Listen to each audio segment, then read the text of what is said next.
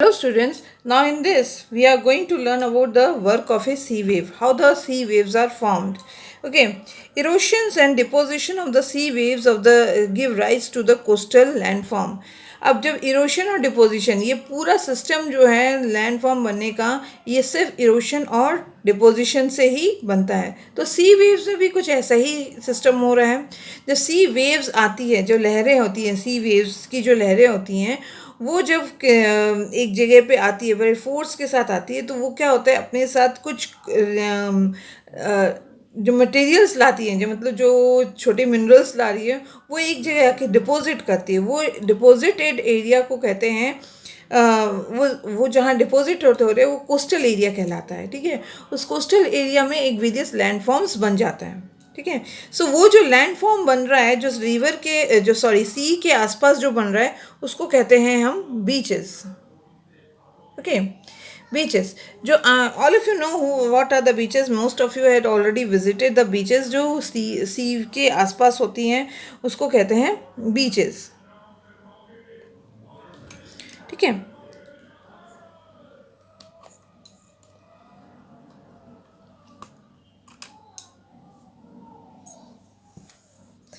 so what is beaches? The sea waves deposit the sediments along the shore forming the beaches. Okay, ये sea है. बोले this is called as a sea. ये जो सी आप देखिए देख सकते हो, जब ये अपने साथ वेव्स ला रही हैं तो ये इसके आसपास जो एरिया है वहाँ पे जो सेडिमेंट्स कलेक्ट हो रही है या डिपॉजिट कर रहे हैं, जो लैंड जो अपने साथ सामान जो भी लाते हैं, रॉक्स और जो अपने साथ बहा के लाती हैं, जो समिट होता है उस पर्टिकुलर एरिया में, जो बहुत बड़े एरिया में जो समिट होता है, चाहे वो रेत हो या पत्थर हो, उसकी जो जो जहाँ डिपॉजिट होते हैं उस पर्टिकुलर एरिया को कहते हैं बीचेस. Okay, next है sea cliff. The steep, rocky coast rising almost vertical above the sea water is called as a sea cliff. ठीक है, अब समंदर के बीच में भी कभी कभी कुछ होते हैं जो चट्टान होते हैं. जो चट्टान जो है वो एकदम ही स्ट्रेट होते हैं. ठीक है, तो उन चट्टानों से टकराते हुए जो होते हैं उस पर्टिकुलर एरिया में कुछ छोटे छोटे जैसे ये जो एरिया है, जैसे आप देखिए ये बड़ा सा चट्टान है, इस एरिया में जो चट्टान जहाँ पे जो जगह पे अपना जो सुराग बनाते चले जाते हैं, मतलब वो जो वहाँ पे जो एरिया जो जो पत्थर है, वो चट्टान को जब वो काफ़ी प्रेशर से कट करती जाती है, उस पर्टिकुलर एरिया को कहते हैं sea cliff. Okay, then sea caves. Sea caves are continuous strike on at the rock and cracks are deposited over the time. These cracks become the larger and wider. Thus the hollow like caves are formed on the rock. They are called as a cave. जब ये सी Cliff यहाँ पे form हो रही है, यहाँ पे आ रही हैं, कलेक्ट होती जा रही हैं, यहाँ पे इस चट्टान को काटती जा रही हैं, तो ये कुछ कर्व शेप में कट होती जाती हैं. तो ये जो कर्व शेप में होती है काफ़ी गहरी होती जाती हैं. जैसे जैसे कट होता जाता है इस पर्टिकुलर एरिया एक केव जैसा, एक गुफे जैसा शेप लेने लग जाता है. ठीक है, अब नेक्स्ट है सी आर्क्स. ठीक है, अब ये जो कर्व है ये दूसरे साइड से भी होती हैं. जब ये लहरें आती हैं, ये कट करने लगती है, चट्टानों को कट करती रहती है, तो दूसरे साइड से जब वही जगह से कट होती है तो ये क्या है, ये कर्व जो है वो दोनों साइड से हॉलो, मतलब दोनों जगह से खाली हो जाता है, तो उसकी शेप कुछ इस तरह हो जाती है, आर्क टाइप की. ठीक है, तो इसको कहते हैं सी आर्क्स. ठीक है, अब यही फॉर्म होता है जब इरोशन होता है. जैसे कि जब ये चट्टान टूटते हैं, ये जो समंदर के चट्टान जब टूट जाते हैं तो ये इनका जो शेप है वो इस तरह से हो जाता है. ये ऊपर का जो कर्व है ये भी टूट गया, तो ये पिलर्स बच जाते हैं. तो इस पर्टिकुलर पिलर को हम क्या कहते हैं, stacks. Okay, so sea caves are already learn. Then the sea arcs at these cavities become the bigger and bigger. Only the roof of the cave remained, thus forming the sea arcs. Okay, stacks. The further erosion broke the roof and only walls are left. These walls like feature are called as a stacks. Okay, so these are the work done by the sea waves which makes and various type of landform.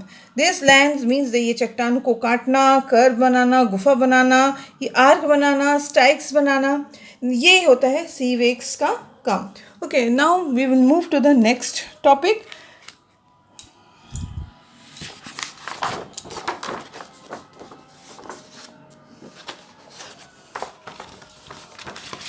We will move to our next topic.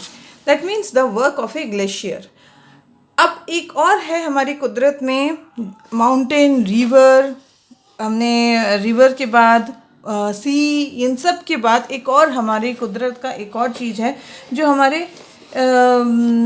अर्थ पे form है, मतलब हमारे अर्थ पे है और जिसके लिए हमारे अर्थ में वेरियस चेंजेस होते हैं, वो है आइस. अब आइस से आपके दिमाग में आ रहा होगा कि आइस कैसे चेंजेस लाते हैं और कैसे अपने साथ सेडिमेंट्स ला रहे होंगे. ठीक है, तो work of the ice glaciers. Here what do you mean by the glacier? What do you mean, मतलब ग्लेशियर क्या है? आपको you have already learn in our first chapter. हम फर्स्ट चैप्टर जब पढ़ रहे थे, सेकंड चैप्टर जब पढ़ रहे थे, तो हमने ये किया था कि earth, what are the inside our earth, कैसे अर्थ बना. ठीक है, अर्थ जब बन रहा था तो पहले वो आग का गोला था, फिर आइस का गोला हुआ, ये वो इस तरह से हमने बहुत कुछ पढ़ा था. ठीक है, जब ये आइस का जब आइस का बॉल था, जो समय के साथ चेंज हुआ है, तो ये आइस के बॉल होने के बाद ये आइस का एक लेयर रहा है. ठीक है, अब ये आइस लेयर्स जो है, ये जब जिस तरह से बारिश होती है वैसे स्नोफॉल भी होता है. तो इस स्नोफॉल से जो है वो वेरियस लेयर्स बनते जाते हैं. हमारी पृथ्वी के ऊपर एक वेरियस लेयर बनता जाता है जो स्नो का होता है, मतलब आइस का होता है. वो लेयर्स जो है वो एक रिवर जैसा, जैसे हम पानी का हम कहते हैं, वैसे ही स्नो का एक रिवर होता है जिसको हम कहते हैं glacier. Okay, glaciers are the river of ice which to erodes the landscape of bulldozing the soil and stone of exposes the solid rock below. Okay, अब ये आइस तो ऑलरेडी थोड़ी सी भारी होती है जो ऐसे और बहुत ही शार्प. ठीक है, पानी से ज़्यादा, पानी अगर हम देखेंगे तो पानी के कंपैरेटिवली अगर हम देखेंगे वो थोड़ा सा सॉलिड पार्ट है. ठीक है, तब ये जब फ्लो हो रही है, मतलब थोड़ा सा इमेजिन करिए, जब ये आइस फ्लो हो रही है रिवर के फॉर्म में, जब आइस जैसे फ्लो हो रही है, तो उसके नीचे की परत, जो इसके नीचे की परत है, ये just see this ice layer is falling from the mountain. ये जो फॉल हो रही है, नीचे गिर रही है, तो इसके नीचे की जो चट्टान है वो भी इसके साथ ही टूटती और कटती हुई चली जाती है और ये जाके नीचे डिपॉजिट होती है. जब ये नीचे डिपॉजिट, ये भी कहीं आके इस लेयर के साथ आके कहीं जब डिपॉजिट होती है, उस डिपॉजिटेड पार्ट को कहते हैं हम ग्लेशियर मोराइन. ओके, तो glacier curves out deep hollow as the ice result. They got fed up with the water and become beautiful lakes in the mountain. अब ये जो फ्लो हो रही है अपने साथ लेते हुए आ रही है जो ग्लेशियर है, ये लेवल लैंड पे आने के बाद फिर ये, जैसे हमने पहले भी पढ़ा है, रिवर जैसे ऊपर चट्टान से गिरती है, एक स्टीप फ्लो में गिरती है, स्ट्रेट गिरती है, फिर वो अपने कर्व में जाना शुरू कर जाती. तो सेम ये भी है, ये भी ग्लेशियर, ये भी रिवर ऑफ आइस है. ये भी अपना जब रास्ता बनाती है तो कुछ जगह को काटती चली जाती है. जब वो कटी हुई एरिया में जो पानी बचा हुआ रहता है, उस एरिया को कहते हैं हम लेक. ठीक है, and those lakes in the mountainous or hilly area that are so beautiful. Most probably you have visited some of the lake or the mountainous area. Okay, the next is the material curved by the glacier, such as the rock. Big and small sand and silt get deposited from the glacier moraine. अभी जैसे मैंने आपको बताया कि जब ये ice glacier flow हो रही है तो अपने साथ हैवी स्टोन मटेरियल्स जो अपने साथ लेते हुए आ रही है, कहीं जाके डिपॉजिट होती है. इस पर्टिकुलर डिपॉजिटेड एरिया को कहते हैं glacier moraine. Okay, next topic है वर्क ऑफ ए विंड. हमने रिवर के बारे में, हमने अर्थक्वेक पढ़ा, एंडोजेनिक फोर्स मतलब इनसाइड में चेंजेस जो हुए वो पढ़े. फिर रिवर कैसे बनते हैं, रॉक माउंटेन्स कैसे बनते हैं, how the sea waves makes the waves type of land forms. ये सारी चेंजेस के बाद अब हम पढ़ेंगे the next topic is the work of a wind. Wind कैसे लैंड फॉर्म क्रिएट करती हैं और नए चेंजेस लाने में हेल्प करती हैं। Okay, wind. Now we let's move to the desert area. Desert area में आप देखे होंगे कि वहाँ डेजर्ट एरिया में mostly the sand is there. Okay, जब वहाँ पे विंड फ्लो होती है तो what happened, and the active agent of erosion and deposition on the desert in the wind. ठीक है, डेजर्ट में जब बहुत तेज़ हवा चलती है, जब वो सैंड के जो रहते हैं, वेरियस एरिया में बहुत सारे जो सैंड रहते हैं वो हवा के साथ जो फ्लो होते हैं तो वो कहीं जाके डिपॉजिट होती हैं। ठीक है, एक लेयर के पर दूसरा लेयर, दूसरे लेयर के ऊपर तीसरा लेयर, ये जो लेयर वाइज लेयर होते हैं ये एक इरोशन, एक और डिपोजिशन, एक नया फॉर्म, लैंड फॉर्म क्रिएट होता है। अब जब हवा आती है और ये एक जगह से ले जाना, मतलब कुछ जो चट्टान है यहाँ से हवा आती है और चट्टान जो हवा जो है ऊपर की तरफ थोड़ा सा हल्का होता है और नीचे तेज़ी से, तो नीचे जहाँ तेज़ी से होता है तो इस चट्टान को इस तरह से काटती चली जाती है। तो क्या होता है कि यहाँ से कटा हुआ जो रहता है ये कहीं और जाके सेटल होता है, तो ये जो चट्टान की बची हुई शेप रहती है वो कुछ मशरूम जैसी दिखती है, तो इसलिए इस पर्टिकुलर एरिया को हम कहते हैं मशरूम रॉक। तो ये भी विंड जो है वो क्रिएट करता है, विंड बनाते हैं। ठीक है, next is the lower section. In this mushroom rock we are talking, the lower section of the rock is eroded more than the upper part. Therefore such rocks are narrow base and the wider top. Narrow base and the wider top. Okay, next is the sand dunes. Sand dunes, when the wind blow it, lift and transport sand from one place to another.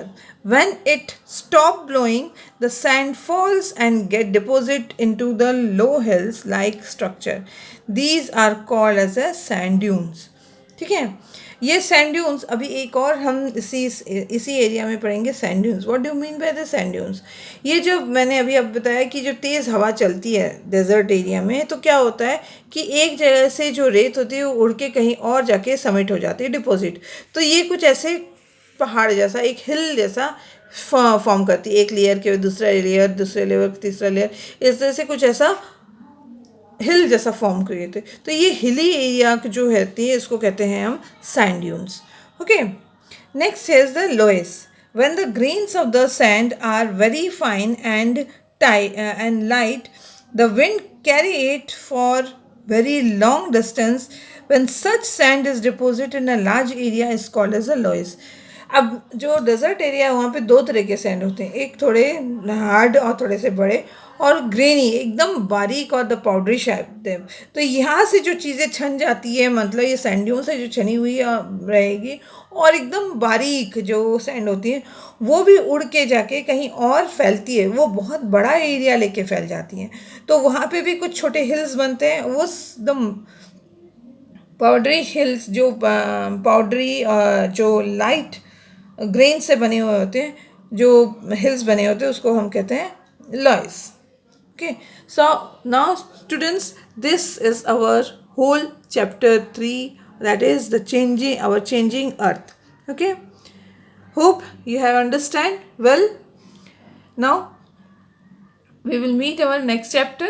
Okay, till then, thank you very much and goodbye.